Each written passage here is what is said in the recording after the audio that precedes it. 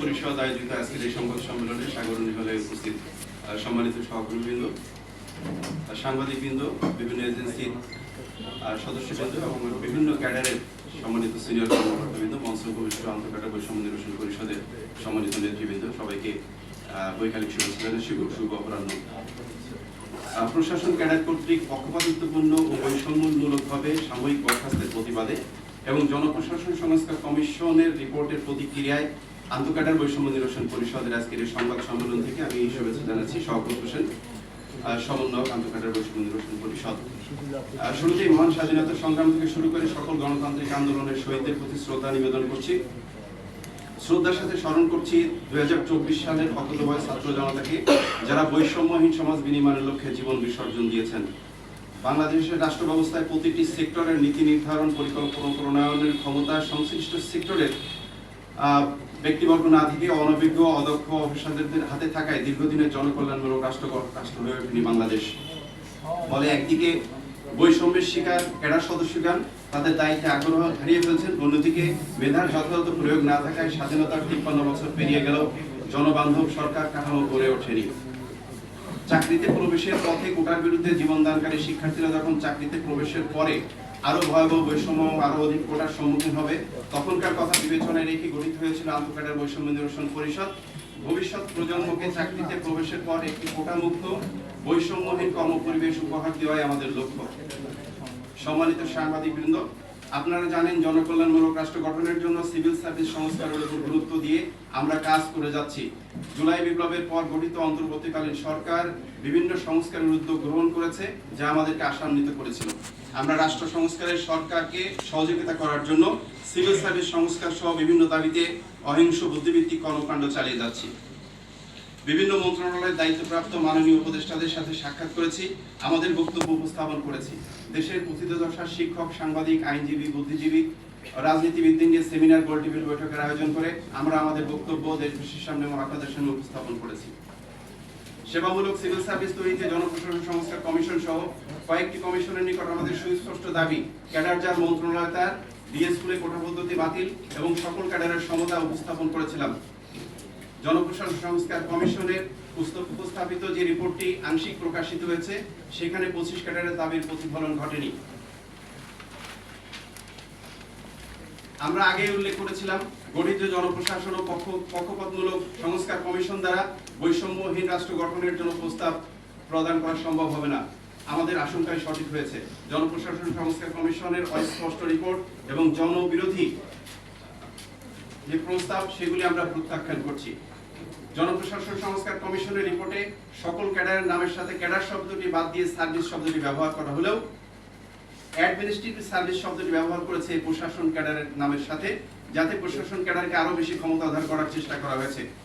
সকল ক্যাডারেই অ্যাডমিনিস্ট্রেটিভ পদ আছে, সুতরাং কোনো ক্যাডারের নামের সাথে অ্যাডমিনিস্ট্রেটিভ শব্দ রাখা অযৌক্তিক, অপ্রয়োজনীয়, বিভ্রান্তিকর এবং আপত্তিকর। বিপত্তি এড়াতে বিসিএস অ্যাডমিনিস্ট্রেটিভ সার্ভিসের পরিবর্তে বিসিএস ভূমি সার্ভিস নামকরণ করা যৌক্তিক। জনসেবা নিশ্চিত করতে ক্যাডার যার মন্ত্রণালয় তার প্রস্তাব সারা দেশের মানুষের কাছে গণদাবিতে পরিণত হয়েছে, অথচ কমিশনের সংশ্লিষ্ট রিপোর্টে মন্ত্রণালয় কাদের মাধ্যমে পরিচালিত হবে তা এখনো স্পষ্ট উল্লেখ করা হয়নি। সম্মানিত সাংবাদিক ভাইরা, বাংলাদেশের রাষ্ট্র ব্যবস্থায় প্রতিটি সেক্টরে নীতি নির্ধারণ, পরিকল্পনা প্রণয়ন করেন উপসচিব থেকে তদূর্ধ্ব পদের কর্মকর্তারা। আমাদের দেশের সকল সেক্টরে যে অনভিজ্ঞ, অদক্ষ এবং অপেশাদারদের হাতে থাকায় প্রতিটা সেক্টরে অনগ্রসরতা সুস্পষ্ট।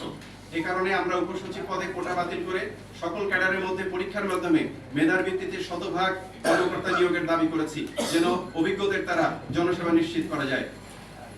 কিন্তু জনপ্রশাসন সংস্কার কমিশন প্রশাসন ক্যাডারের জন্য 50 ভাগ এবং 25টি ক্যাডারের জন্য 50 ভাগ দিয়ে হাস্যকর এবং অযৌক্তিক প্রস্তাব উপস্থাপন করেছে। আমরা দ্ব্যর্থহীন ভাষায় বলতে চাই, উপসচিব পদে কোনো কোটা মেনে নেওয়া হবে না। কমিশনের এই প্রস্তাব সংশোধন করে শতভাগ সকল ক্যাডারের জন্য উন্মুক্ত করতে হবে।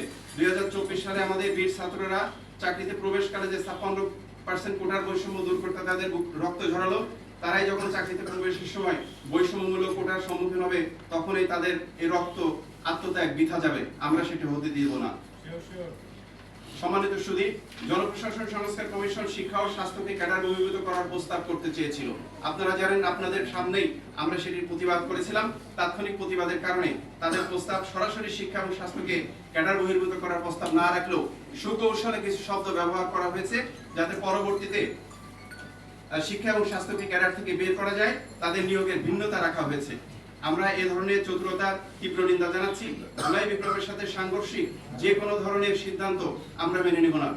জনপ্রশাসন সংস্কার কমিশনের রিপোর্ট পর্যালোচনায় প্রাথমিকভাবে দেখা গেছে কিছু প্রস্তাব সংবিধান এবং বিচার বিভাগের স্বাধীনতার সাথে সাংঘর্ষিক। তাছাড়া রিপোর্টের কিছু প্রস্তাব একে অপরের সাথে সঙ্গতিপূর্ণ নয়। কমিশনের পূর্ণাঙ্গ প্রস্তাব পেলে খুঁটিনাটি যাচাই করে আমরা নিশ্চয়ই লিখিতভাবে প্রস্তাব উপস্থাপন করব।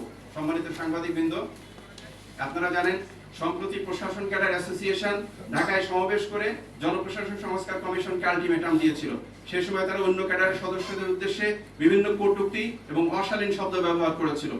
এর পূর্বে জনপ্রশাসন মন্ত্রণালয় ঘেরাও করে তারা বিশৃঙ্খলা সৃষ্টি করে। তার প্রেক্ষিতে সোশ্যাল মিডিয়ায় পরিষদের অন্তর্ভুক্ত 25 ক্যাডারের সহকর্মীদের সাথে প্রশাসন ক্যাডারের কর্মকর্তাদের পাল্টাপাল্টি যুক্তি প্রদর্শন চলে সোশ্যাল মিডিয়ায়।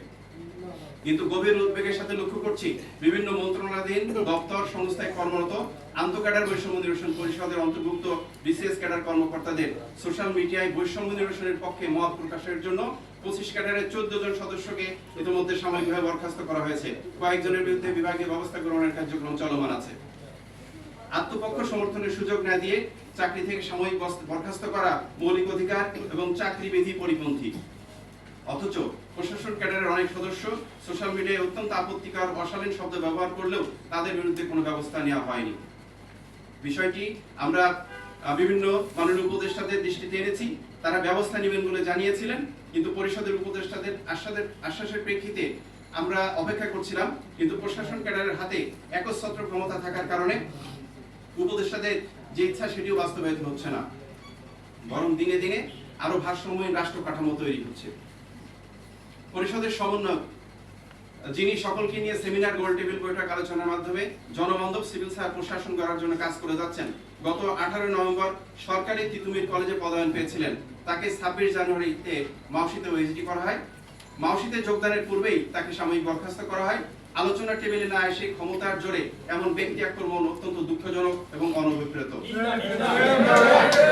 পরিষদ মনে করে বৈষম্যহীন বাংলাদেশ গড়া ও মত প্রকাশের স্বাধীনতার প্রত্যয় নিয়ে ছাত্র জনতার স্বতঃস্ফূর্ত গণ অভ্যুত্থানের মাধ্যমে গঠিত অন্তর্বর্তীকালীন সরকার বৈষম্যহীন জনবান্ধব সিভিল সার্ভিস গঠন বর্তমান সরকারের যে সকল সংস্কারের উদ্যোগ গ্রহণ করেছে তা যথাযথভাবে সম্পন্ন করতে সরকারকে সহযোগিতা করে যাচ্ছে আমাদের সংগঠন। ক্ষমতার কেন্দ্রবিন্দুতে থেকে পরিষদের সদস্যদের এমনভাবে সাময়িকভাবে বরখাস্ত অব্যাহত রাখায় সিভিল সার্ভিসের অসন্তোষ দেখা দিয়েছে। 25 ক্যাডারের সদস্যরা একে জুলাই বিপ্লবের সাথে সাংঘর্ষিক বলে মনে করে। এই মতো অবস্থায় আন্তঃক্যাডার দ্বন্দ্বে সোশ্যাল মিডিয়ায় পরস্পর বিরোধী লেখালেখির কারণে বিভিন্ন মন্ত্রণালয় হতে ইতিমধ্যে জারিকৃত সাময়িক বরখাস্তের আদেশসমূহ প্রত্যাহারপূর্বক অভিযোগকে অব্যাহতি দেওয়া অপরিহার্য বলে পরিষদ মনে করে। প্রশাসন ক্যাডার এরূপ অন্যায় আগ্রাসনের বিরুদ্ধে আন্তঃক্যাডার বৈষম্য নিরসন পরিষদ এবং সংশ্লিষ্ট ক্যাডার অ্যাসোসিয়েশনের পক্ষ থেকে বিভিন্ন মন্ত্রণালয়ের উপদেষ্টা মহোদয় বিভিন্ন পর্যায়ে অবহিত করা হয়েছে। এই অন্যায় আদেশ প্রত্যাহারের জন্য অনুরোধ করা হয়েছে। কিন্তু এই বিষয়ে কার্যকর কোনো পদক্ষেপ গ্রহণ করা হয়নি, বরং সাময়িক বরখাস্তের আদেশ এখনো অব্যাহত আছে। এমতো অবস্থায় আমরা স্পষ্ট বলতে চাই, আগামী 1 সপ্তাহের মধ্যে এই সমস্ত অন্যায় বরখাস্তের আদেশ প্রত্যাহার করা না হলে আন্তঃক্যাডার বৈষম্য নিরসন পরিষদ আগামীতে কর্মবিরতি সহ সারা বাংলাদেশে ধারাবাহিক কর্মসূচি পালন করবে। পুরো বাংলাদেশ অস্থির হয়ে যেতে চায়। আমরা স্থিরতা রাখতে চাই না, আমরা অস্থিতিশীলতা চাই না। আমরা সরকারকে সহযোগিতা করতে চাই দেশের কল্যাণের জন্য। আমাদের দাবির প্রতি সহানুভূতিশীল না হলে এর যে কোনো পরিস্থিতিতে দায় আন্তঃক্যাডার বৈষম্য নিরসন পরিষদ গ্রহণ করবে না। আপনাদের সবাইকে ধন্যবাদ। এখানে